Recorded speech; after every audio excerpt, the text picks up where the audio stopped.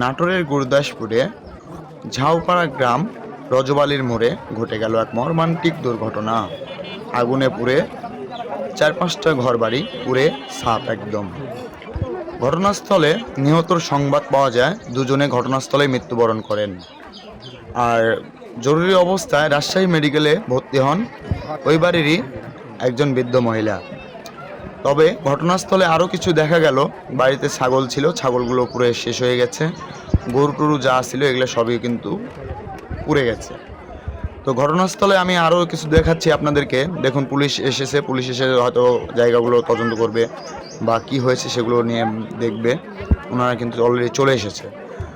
তো ঘটনাস্থলে fire service এসে শুধু আগুনগুলো নেভাতে পেরেছে, শুধু ছাইগুলো।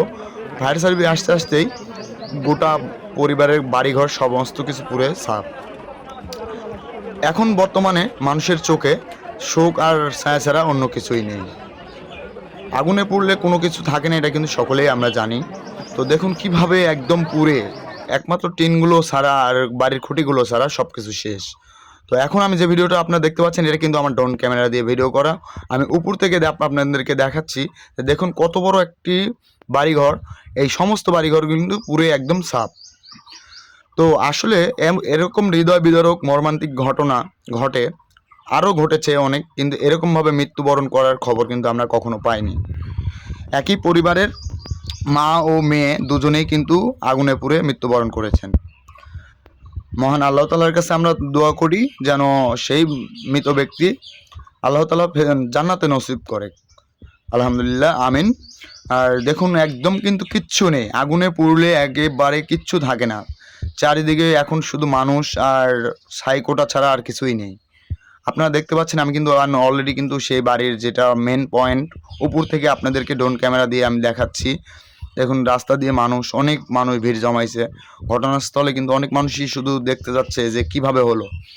আমি গিয়ে কিন্তু লাশগুলো পাইনি, লাশগুলো চলে গেছে থানায়, সম্ভবত ময়নাতদন্তের জন্য চলে গেছে। তো এখন দেখুন আসলে এখানে কিন্তু কি বলবো, আমি নিজেই বুঝতে পারতেছি না যে আপনাদেরকে কি দিয়ে বোঝাবো। কিচ্ছু নেই এই বাড়ির মানুষের। আল্লাহ তাআলা যারা আছেন বেঁচে তাদেরকে ধৈর্য ধারণ করার জন্য হেদায়েত দান করুক। টিন মিন পড়ে আছে, চারদিকে শুধু মানুষ। এক একটা মানুষের মনে যেন অশ্রু চোখে তাকিয়ে আছে যে কি থেকে কি হয়ে গেল। আসলে আমরা সকলেই আল্লাহ তাআলার কাছে শুকরিয়া আদায় করি যেন এই ওনাদের পরিবারের সকলেই যেন এই শোকটা সামলাতে পারে। তো আরও কিছু কথা না বললেই না, আগুন থেকে সকলেই সাবধান থাকবে। ঘটনাস্থলে আগুনটা কিভাবে ধরে এ বিষয়ে কিন্তু কেউ এখনও কিছু বলতে পারেনি। এতটাই হৃদয় বিদারক ঘটনা ঘটেছে যে এই যে আমরা কিন্তু ঝাউপাড়া, এই যে 3 রাস্তার মোড়, আর এই মোড়ের সাথেই কিন্তু এই বাড়িটা। আপনাদেরকে একদম আমি কিন্তু উপর থেকে দেখাচ্ছি ড্রোন ক্যামেরা দিয়ে। দেখুন কি একটি অবস্থা, নেই কিচ্ছু নেই, আর সব কিছু পুড়ে ছাই। আল্লাহ তাআলার কাছে আমরা দোয়া করি, আমরা যারা আছি আল্লাহ তাআলার কাছে হেদায়েত দান করুক আল্লাহ তাআলা সকলকে, যেন আমাদেরকে 5 ওয়াক্ত নামাজ পড়ার জন্য আল্লাহ তাআলা তৌফিক দান করে এবং আগুন থেকে সকলেই সাবধান হবেন। কিন্তু এই আগুনটা কোথা থেকে কিভাবে লাগলো, কয়েলের আগুন থেকে নাকি কারেন্ট থেকে নাকি কিভাবে কি হয়েছে, এটা কিন্তু কেউ বলতে পারতেছে না। হয়তো এটা পরবর্তীতে যারা ওই বাড়িতে আরও আত্মীয় স্বজন ছিল বা আরও লোকজন ছিল তাদের মুখে শুনলে হয়তো বোঝা যাবে। তো নেক্সট আপডেট আপনাদেরকে দেবো আমি ইনশাল্লাহ। আর সাথেই থাকুন, দেখতেই থাকুন, আমি আপনাদেরকে প্রতিনিয়ত এখানকার আপডেট নিউজ বা আপডেট খবর জানাবো। ধন্যবাদ সকলকে, ভালো থাকবেন, সুস্থ থাকবেন।